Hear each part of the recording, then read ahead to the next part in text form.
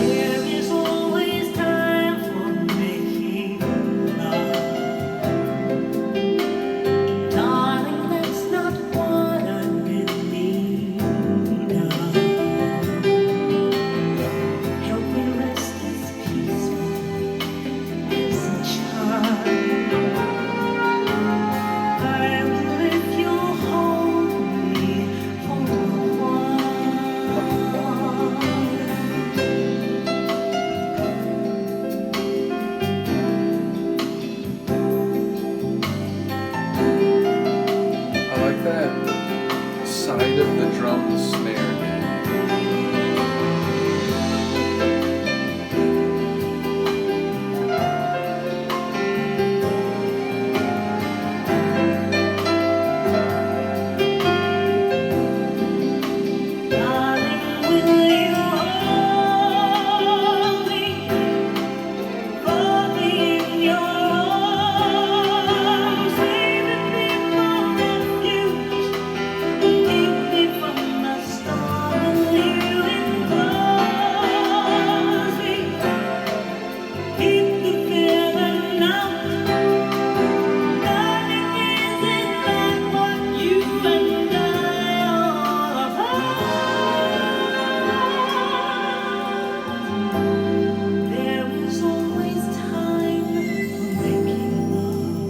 Presumably he didn't even need to say yes. He just